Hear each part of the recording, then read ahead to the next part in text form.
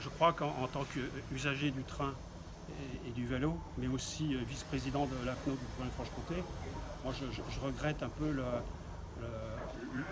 le tout TGV mis en place par SNCF depuis plusieurs années, alors qui se traduit de plusieurs façons.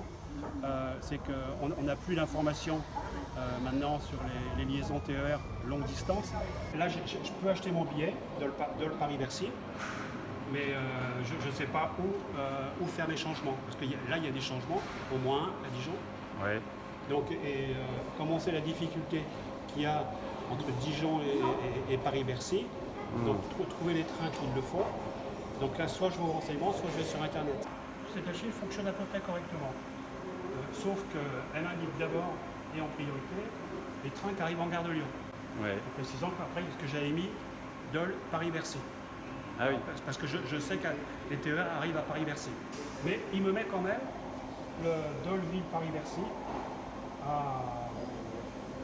et qui arrive à 20h24 avec une carte senior. Je peux monter, ça me coûte 17,50 €, alors que par le TGV, une demi-heure avant, ça me coûte 50 €.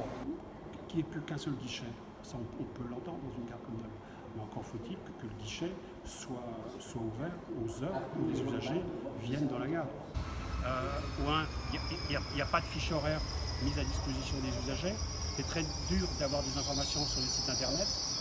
Et ce qui fait que les usagers qui ont des problèmes financiers ou qui ne souhaitent pas mettre des sommes folles dans le train, souvent n'ont pas l'information suffisante et ils sont obligés de prendre le TGV. Je vous ai dit en préambule que je faisais aussi du vélo.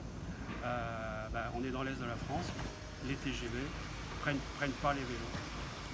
Et les outils internet mis en place par la SNCF, soit Ouigo, soit TER, sont à mon sens pas performants. Et très souvent on les compare aux sites mis en place par la Deutsche Bahn, voire par Trainline, qui est une agence de voyage de mémoire anglaise.